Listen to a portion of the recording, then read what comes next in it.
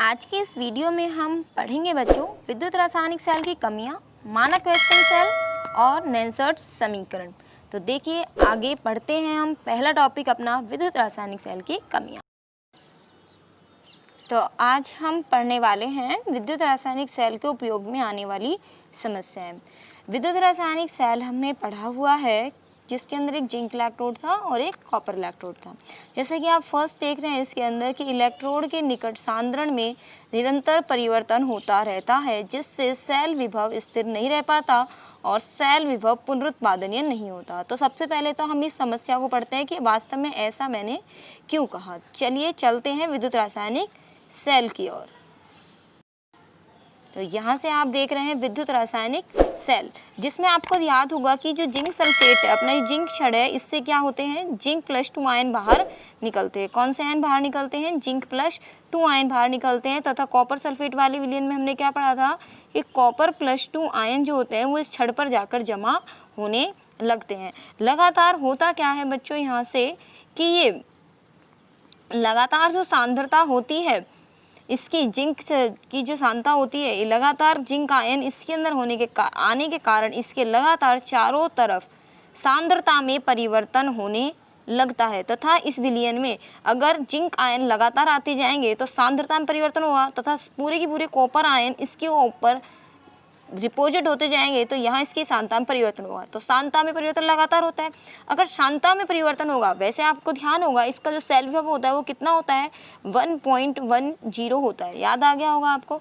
तो यहाँ पर अगर सांद्रता लगातार परिवर्तित होगी तो यहाँ से इसका सेल विभव जो होगा वो स्थिर नहीं रह पाएगा। दूसरी चीज उसके अंदर क्या थी? पुनरुत्पादनीय होता है। कैसा होता है ये पुनरुत्पादनीय नहीं होता है।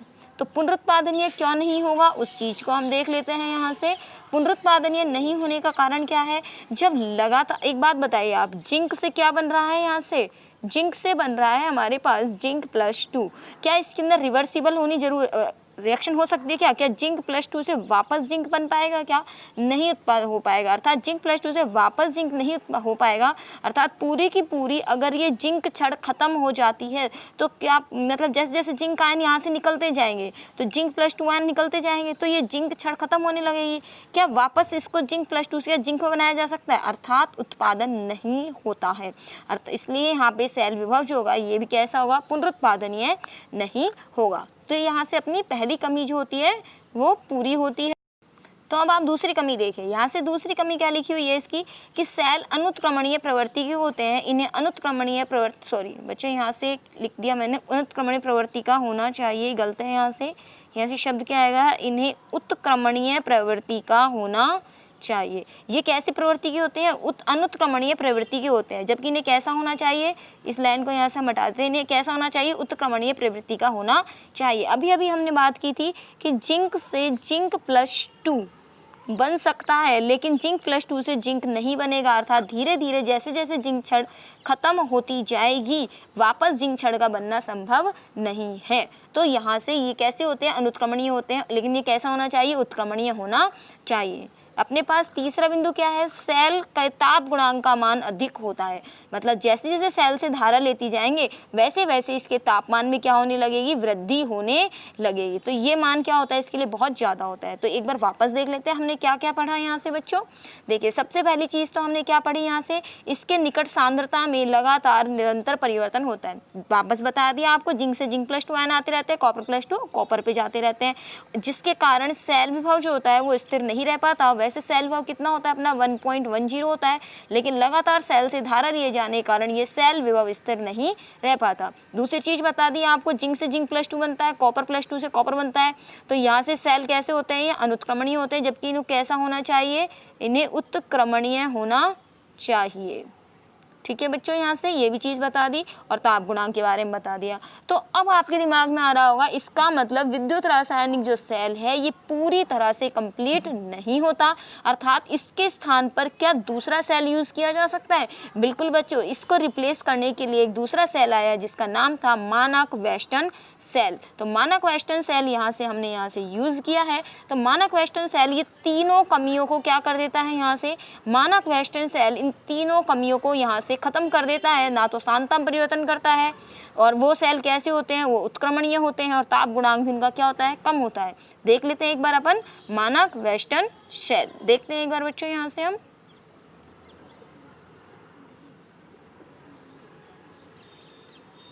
देखो सबसे पहले तो एक बार देख लेते हैं मानक वेस्टर्न सेल की 3 प्रॉपर्टीज हैं। जो वहाँ पर कमियाँ थी वो यहाँ पर क्या हो गई, इसकी गुण हो गए। सेल विभव का मान इसके अंदर क्या होता है, स्थिर होता है, ये अधिक उत्क्रमणीय होता है और सेल का ताप गुणांक क्या होता है, बहुत कम होता है। और दूसरा एक चीज़ और मैं अगर इसके साथ लगा दूँ तो यहाँ से सेल विभव कैसा होता है, पुनरुत्पादनीय होता है। कैसा होता है बच्चों, पुनरुत्पादनीय होता है। ठीक है यहाँ से स्टूडेंट्स, तो यहाँ से ये कैसा होता है, पुनरुत्पादनीय। अब एक बार देख लेते हैं मानक वेस्टर्न सेल की स्ट्रक्चर वास्तव में क्या है। बच्चों यहाँ से देख सकते हैं आप, यहाँ से आपको जैसा कि दिखाई दे रहा है, ये जो मानक वेस्टर्न सेल है ये कौन सी आकृति का है, ये एच आकृति का लगभग आपको दिखाई दे रहा है। ये देख लो आप, कैसे आकृति है इसकी, एच आकृति है, जिसके नीचे आप ये देख रहे हैं कि 2 तार लगे हुए हैं। ये दोनों तार किसके बने हुए हैं बच्चों, ये बने हुए हैं अपने प्लेटिनम के। तो ये प्लेटिनम वायर यहाँ से लगाया हुआ है। एच आकृति का तो ये सेल है और क्या बनाया हुआ है, प्लेटिनम वायर। अब यहाँ से हम देखते हैं कि कैसे कैसे इस सेल को बनाया है। इसके हम एक साइड लेफ्ट रखेंगे, दूसरी साइड राइट साइड रखेंगे। अब यहाँ से आप देख सकते हो ये वाला जो है अपने पास, यहाँ इस साइड पे क्या भरा हुआ है, सबसे नीचे की तरफ, यहाँ सबसे नीचे की तरफ भरा हुआ है मरकरी।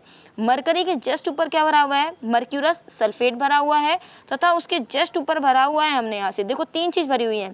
ये तो पहली, यहाँ पे ये दूसरी, और ये कौन सी हमारी तीसरी, क्या भरी हुई है, कैडमियम सल्फेट डॉट 8/3H2O, अर्थात 1 मोल कैडमियम सल्फेट का है तो 8/3 मोल किसके हैं, H2O के। और इसको आसान कर देते हैं हम कि इसका मतलब क्या है। देखिएगा यहाँ से, अगर मैं इसको केवल इसको यहाँ से सॉल्व करूँ, केवल इस पे ध्यान दीजिएगा कि ये क्या चीज़ है, मल्टीप्लाई कीजिए 3 को CdSO4 से, तो अपना क्या आ जाएगा, 3 तो क्या आ जाएंगे, 3 तो CdSO4 आ जाएंगे, ठीक है, और 8 क्या आ जाएंगे, H2O आ जाएंगे। क्या आ जाएंगे, 8 H2O आ जाएंगे यहाँ से,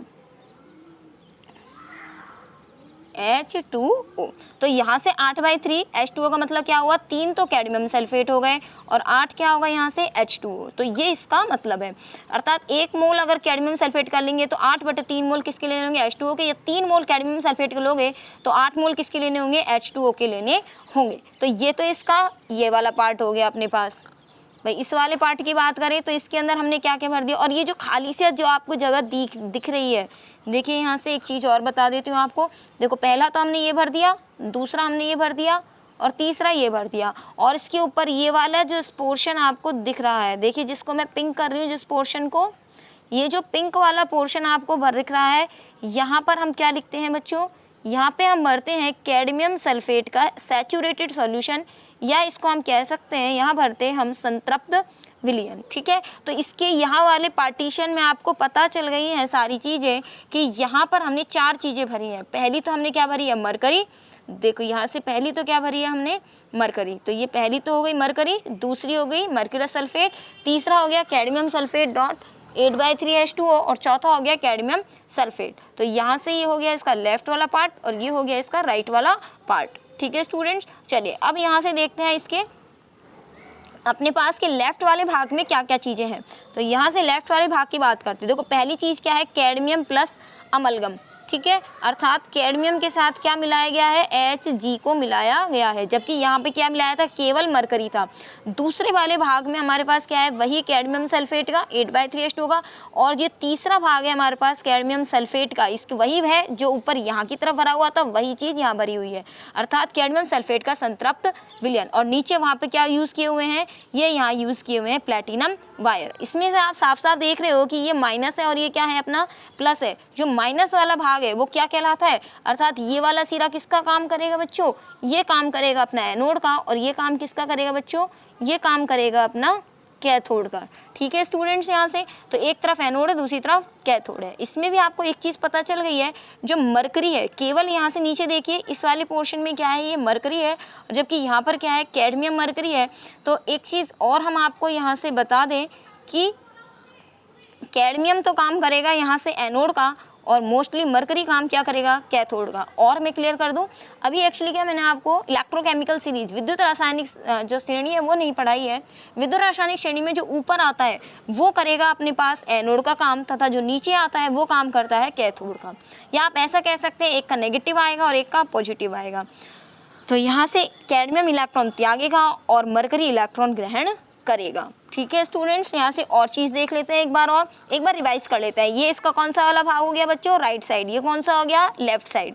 ठीक है, अब अपने पास लेफ्ट साइड की अगर राइट साइड की बात करें तो इसमें कितनी चीज़ें हैं, 4, 1 2 3 और ये 4। फटाफट देखते जाइए। सबसे नीचे क्या भरा हुआ है, पारा।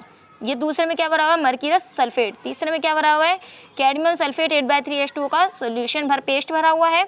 और यहाँ से एक चीज़ और बच्चों, यहाँ से मैं बता दूँ, इसमें थोड़ी सा एक मिस और है अपने पास, वो बता देती हूँ। मैं आपको भी बताना भूल गई थी। Hg2SO4 के साथ मरकरी भी भरा जाता है। मरकरी और मर्क्यूरस सल्फेट का पेस्ट बना के भरा जाता है इस वाली जगह पे। ठीक है, तो अपनी 4 चीज़ें हो गई, 1 2 3 और ये 4 में क्या था अपना, वापस यही चीज़ है, कैडमियम सल्फेट का सोल्यूशन। ठीक है, और इसके लेफ्ट वाले भाग में अपने पास कितनी चीज़ें हैं बच्चों, लेफ्ट वाले भाग में इसके पास है अपने पास 3 चीज़ें, 1 2 और ये 3। और नीचे तार किसके अपने पास, प्लेटिनम वायर के। ठीक है, चलिए और यहाँ से क्लियर कर लेते हैं अपन जो अपना रह गया था।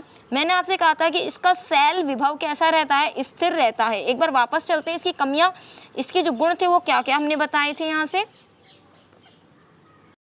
देखिए स्टूडेंट्स, यहाँ से हमने इसके बताए थे कि सेल विभव का मान क्या रहता है, स्थिर रहता है। और ये क्या होता है, अधिक उत्क्रमणीय होता है। ताप गुणांक इसका बहुत कम होता है। तो हम पहले इन 2 चीज़ों को डिस्कस करेंगे, ये चीज़ें कैसे होती हैं, सेल विभव का मान स्थिर क्यों रहेगा और सेल विभव उत्क्रमणीय क्यों होगा। आप एक चीज़ याद रखिएगा, सेल विभव का मान जो विद्युत रासायनिक सेल में था वो स्थिर नहीं था। क्यों स्थिर नहीं था, क्योंकि उसके आसपास स्थिर नहीं था। क्यों नहीं था, क्योंकि उसके आसपास सांद्रण में परिवर्तन हो रहा था। लगातार जो उसकी सैचुरेशन थी, जो उसकी सांद्रता थी, वो लगातार परिवर्तित हो रही थी। अब देखिए एक बार मानक वेस्टर्न शेल की संरचना पे चलते हैं। देखिए मानक वेस्टर्न शेल की संरचना पे अगर हम आते हैं तो मैं आपको ये बता दूं कि जैसे जैसे मरकरी यहाँ से क्या होने लगेगा, खत्म अगर होता है तो ऊपर से और मरकरी यहाँ पे दिया जा सकता है। अगर कैडमियम यहाँ से खत्म होता है तो ऊपर से और कैडमियम इसको दिया जा सकता है। अर्थात जैसे जैसे एक चीज़ खत्म होने लगेगी ऊपर से दूसरी चीज़ इसको मिलती जाएगी। जब दूसरी चीज़ लगातार इसको मिलती जाएगी तो आप खुद ही सोचिए कि सेल विभव बदल सकता है, नहीं। सेल विभव यहाँ से कैसा रहेगा, स्थिर रहेगा। ये सेल विभव वापस यहाँ से नहीं बदलेगा। जब सेल विभव स्थिर रहेगा, दूसरी बात लगातार इसको मिलती जा रही है, अर्थात यहाँ से कैडमियम से कैडमियम +2 भी बन रहा है, तो कैडमियम +2 से कैडमियम भी बन रहा है। तो ये सेल कैसा होता है बच्चों, उत्क्रमणीय होता है। कैसा होगा ये, उत्क्रमणीय। और तीसरी चीज थी इसके ताप गुणांक की, अर्थात जल्दी से ये सेल जो है ये पूरा गर्म नहीं होता है। और इसके ताप गुणांक का मान मैं आपको बता दूं, वो होता है अपने पास 0.00005। ठीक है, वोल्ट प्रति केल्विन। केवल इतना सा गर्म होता है कि अगर आपका 1 केल्विन तापमान दिया जाता है तो इसका वोल्टेज जो होता है वो केवल इतना सा परिवर्तित होता है। ठीक है, चलिए अब इसमें अपने पास इतनी सारी चीज़ें याद तो नहीं रह सकती ना। चलिए एक बार इसको लिखित में देख लेते हैं अपन कि अपने पास क्या है। देखिए स्टूडेंट्स, अपने पास क्या है, 298 केल्विन पर इसका विद्युत वाहक बल कितना होता है, 1.018 वोल्ट। जबकि विद्युत रासायनिक सेल का कितना था, डेनियल सेल का, वो था 1.10। इसका कितना होता है, 1.01। ताप गुणांक का मान देख लीजिए कितना होता है, 0.005 वोल्ट प्रति केल्विन, जो कि बहुत कम है। इसे एक नाम और देते हैं, इसे कैडमियम सेल भी कहते हैं। ठीक है, ये वापस एक बार और डायग्राम आपके सामने लिख दिया है। संरचना देख लीजिए, संरचना कैसी होती है, कांच की एच आकृति से बना एक पात्र होता है। ये देख लीजिए कांच की किसकी है, एच आकृति है, जिसके नीचे के सिरों पे प्लेटिनम के तार फ्यूज होते हैं। ये देखिए नीचे क्या है, प्लेटिनम के तार है, जिसका एक सिरा एनोड का काम करेगा, दूसरा सिरा कैथोड का काम करेगा। और इसके स्ट्रक्चर देख लेते हैं। देखिए अब पहले तो हम पढ़ चुके हैं सारी चीजें, अब इसके स्ट्रक्चर देख लेते हैं। कांच की एच आकृति से बना एक पात्र है, जिसके नीचे के सिरों पर ये प्लेटिनम के तार फ्यूज किए गए हैं। दाई नली के पैदे में, दाई नली का पैदा मतलब क्या हो गया, ये वाला राइट वाला पार्ट। दाई नली के पैदे में कैडमियम अमलगम भरते हैं। अमलगम मतलब कैडमियम के साथ क्या भर दिया, पारा। पारा क्या कहते हैं, अमलगम, जिसमें कैडमियम का परसेंटेज कितना है, कैडमियम का परसेंटेज यहाँ से कितना है, 12.5%। इसके ऊपर कैडमियम सल्फेट 8/3H2O का ये वाला लवण भरकर ऊपरी शेष भाग में कैडमियम सल्फेट का अति संतृप्त विलयन, बताया था सैचुरेट संतृप्त विलयन भर दिया जाता है। तो देख लो 1 2 3, ये तो राइट साइड की बात हो गई। अब बाई साइड, बाई मतलब लेफ्ट साइड, इस वाले भाग की बात करेंगे। अब कौन से वाले भाग की बात करेंगे हम यहाँ से, अब हम बात करेंगे इस वाले भाग की। इसमें सबसे नीचे अमलगम भरते हैं, ये मैंने आपको बता ही दिया था बच्चों। यहाँ से केवल Hg2SO4 लिखा हुआ है ना, यहाँ पे मैंने आपको बता दिया था इसके ऊपर Hg और Hg2SO4, जिसका नाम क्या होता है, कैलोमल। तो मैंने आपको यहाँ से एक चीज़ और पता चल गई, अगर आपसे कैलोमल पूछ लिया जाए तो Hg प्लस Hg2SO4 को संयुक्त रूप से क्या कहा जाता है, कैलोमल कहा जाता है। इसीलिए इस इलेक्ट्रोड को हम एक नाम और देते हैं जिसका नाम क्या है बच्चों, कैलोमल इलेक्ट्रोड है। और फिर ठोस CD SO4.8/3H2O लवण भरकर शेष भाग में अति संतृप्त कैडमियम सल्फेट विलयन भरा जाता है। अब मेरे को विश्वास है कि आपको ये मानक वेस्टर्न सेल की आकृति जो है पूरी तरह समझ आ गई होगी कि इसके लेफ्ट वाले भाग में कितनी चीज़ है अपने पास, या लेफ्ट वाले भाग में 4 चीज़ें लिखनी है जबकि राइट वाले भाग में 3 चीज़ें लिखनी है। ठीक है, यहाँ से बस एक अमेंडमेंट यहाँ से कर लेना, एक सुधार यहाँ से कर लेना, इसके साथ साथ यहाँ पर Hg और लिख लेना।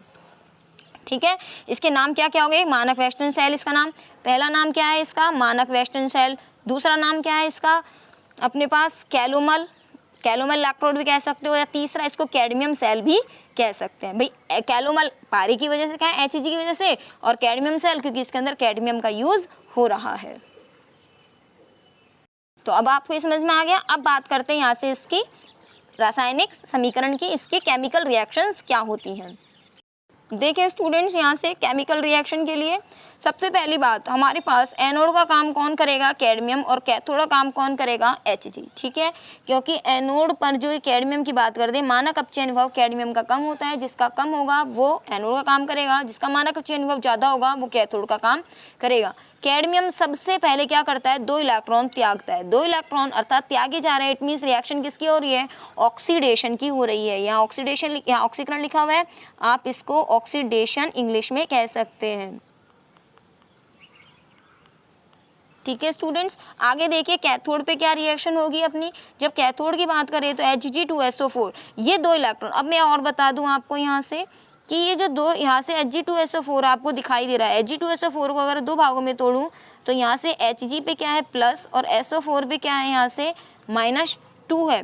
अब क्या हो रहा है यहाँ से, एक Hg जो होता है इसके अंदर Hg कितने हैं, 2 हैं, तो Hg कितने यहाँ से 2, दोनों Hg मतलब एक इलेक्ट्रॉन या 2 इलेक्ट्रॉन लिख रहे हैं ना, तो एक इलेक्ट्रॉन ये Hg ले लेगा, दूसरा इलेक्ट्रॉन ये Hg ले लेगा, दोनों Hg ले लेंगे, जिसके कारण क्या बन जाएगा, 2Hg बन जाएगा। और ये जो सल्फेट आयन है ये अलग से हो जाएगा। एक बार और देख लीजिए, यहाँ से मैंने क्या कहा, इस पूरे को अगर आप अलग अलग करके लिखेंगे तो इसके अंदर Hg प्लस और सल्फेट आयन, ये सूत्र है इसमें जो अपन क्रॉस वाला करके थे, इसमें -2 यहाँ चलिए प्लस का ये 2 है तो -2, इसमें कुछ नहीं है अपने पास, तो इसके पास में क्या मानेंगे 1, तो क्या हो गया +1।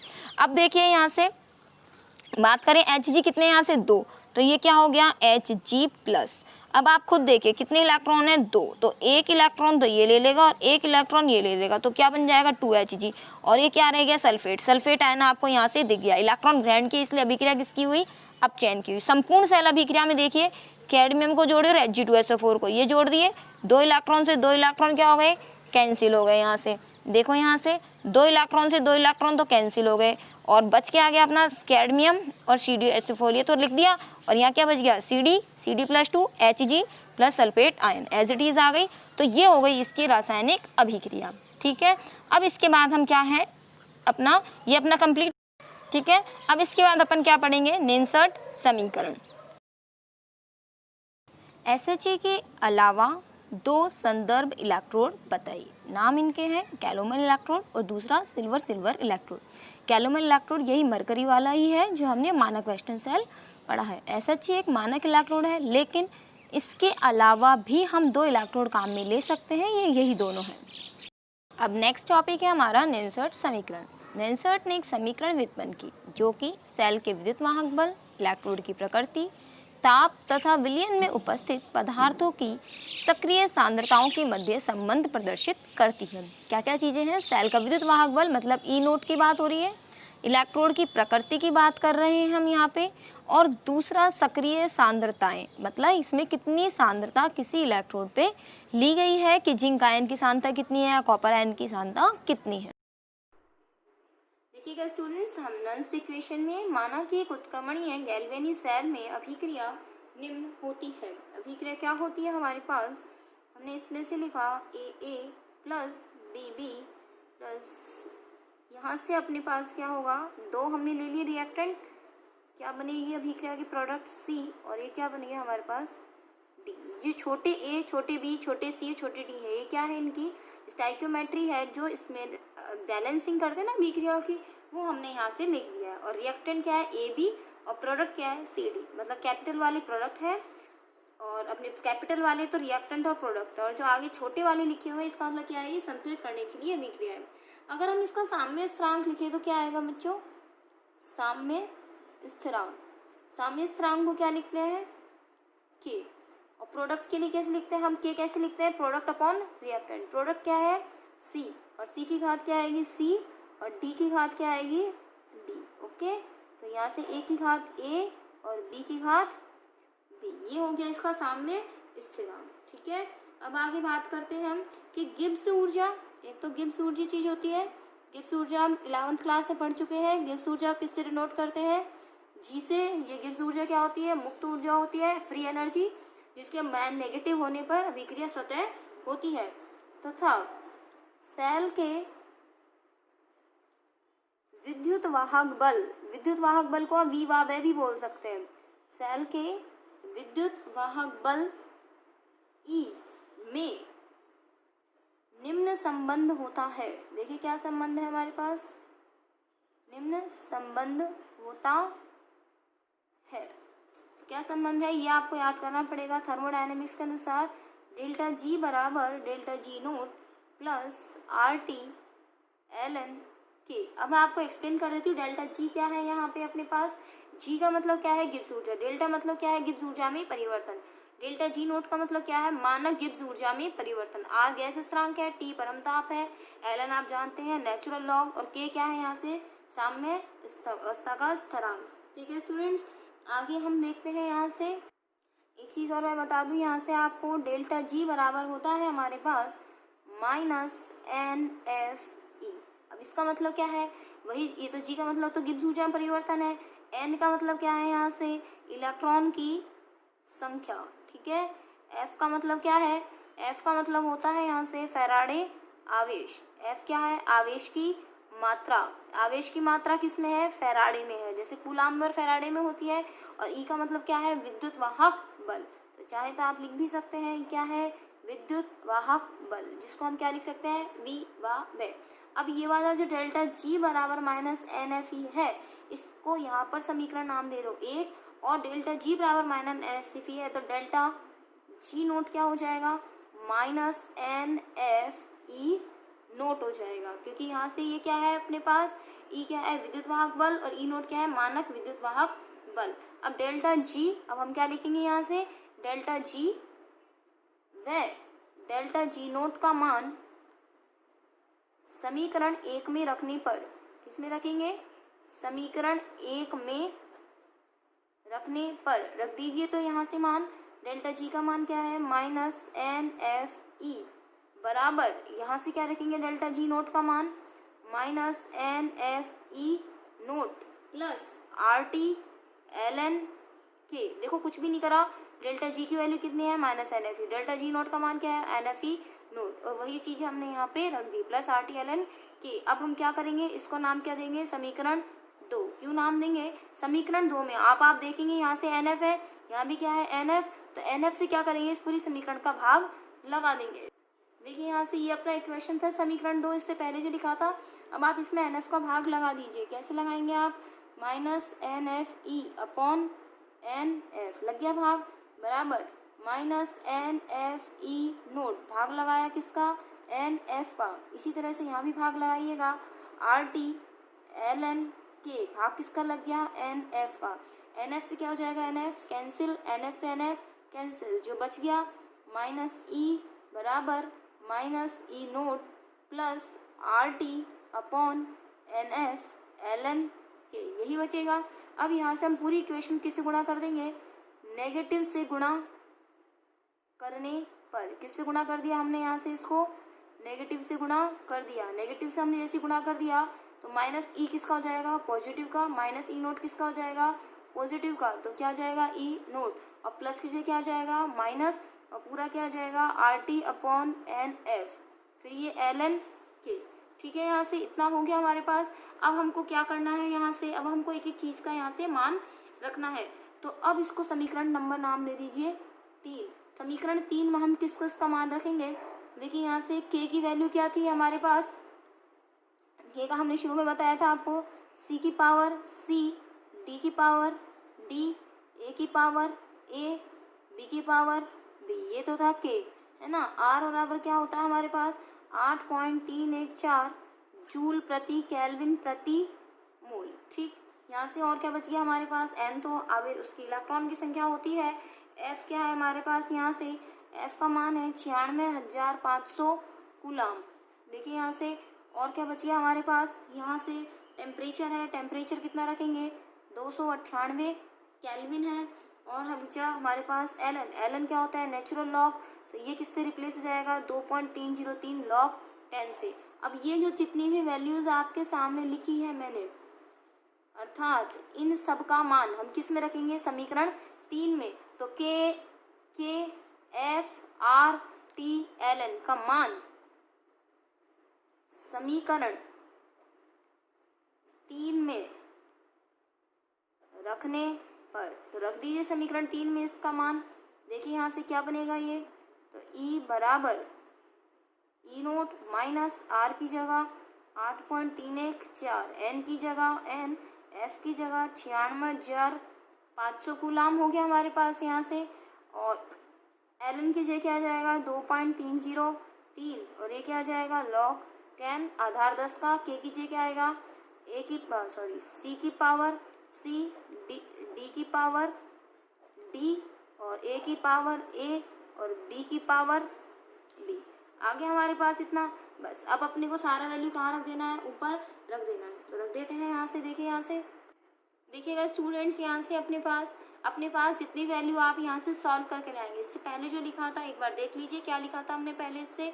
देखिए यहाँ से हमने यहाँ से पहले लिखा था 8.314 गुणा 2.303 अपॉन 96,500। इन सबको जब सॉल्व करेंगे तो वैल्यू कितनी आएगी 0.0591, वही यहाँ से लिखी गई है। देखिएगा आप यहाँ से, ये देखिए आपके सामने लिखा हुआ है ये 0.0591, एन की जगह एन ही रह जाएगा, क्योंकि एन का मतलब क्या है इलेक्ट्रॉन की संख्या है। तो आपके सामने जो आप देख रहे हैं यही क्या है नेनसर्ट समीकरण है। ये जो अपनी क्या कहलाएगी बच्चों, ये कहलाएगी अपनी नेनसर्ट समीकरण।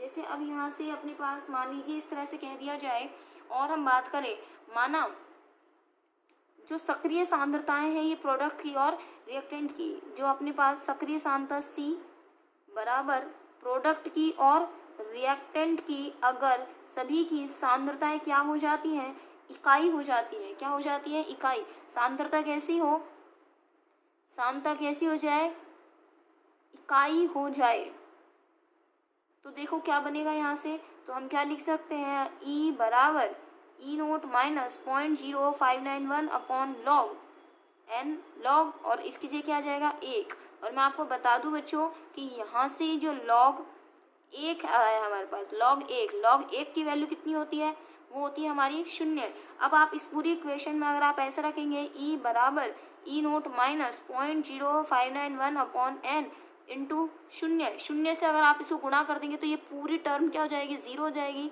और हमारे पास उस स्थिति में जो अपने पास निकल के आएगा वो क्या आएगा E बराबर ई नोट। तो आपसे अगर पूछ लिया जाए कि नेनसर्ट समीकरण में अगर सक्रिय सांद्रताएं इकाई हो जाए तो नेनसर्ट समीकरण का रूप क्या होगा, तो वो उत्तर क्या आएगा आपका E बराबर ई नोट आएगा। अगर सक्रिय सांद्रताएं क्या हो जाए इकाई हो जाए तब उस समय रिएक्शन का रूप क्या हो जाएगा E बराबर ई नोट हो जाएगा। तो हम यहाँ से क्या कह सकते हैं, यदि किसी सेल में समस्त क्रियाकारक व उत्पाद इकाई सक्रियताओं में हो तो सेल का विद्युत वाहक बल मानक विद्युत वाहक बल कहलाता है। कैसे, क्योंकि E क्या है यहाँ से, ये है अपना विद्युत वाहक बल, और जब नोट लग जाता है तो हम क्या कहते हैं मानक विद्युत वाहक बल। बच्चों एक यहाँ से एक चीज़ अपन ने गलती कर दी है, यहाँ से मैंने यहाँ से आपके सामने ये जो लिखा था वैल्यू अभी है ना, आर की वैल्यू तो रख दी थी, टी की वैल्यू मैंने नहीं रखी थी, जबकि टी कितना है 298 केल्विन। तो यहाँ पर ये 298 का और मल्टीप्लाई हो जाएगा साथ में, ये रखना मैं भूल गई थी, तब जाके 0.0591 आएगा।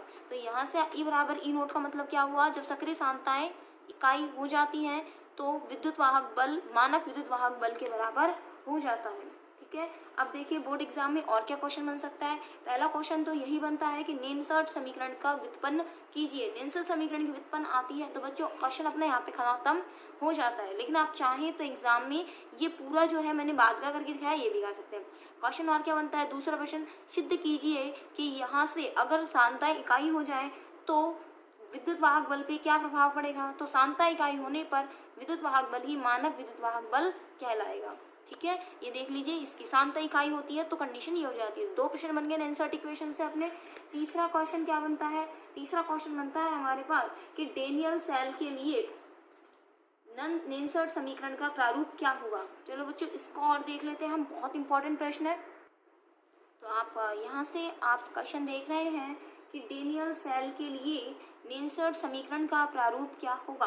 तो सबसे पहले तो हम डेनियल सेल की जो समीकरण है उसको लिख लेते हैं।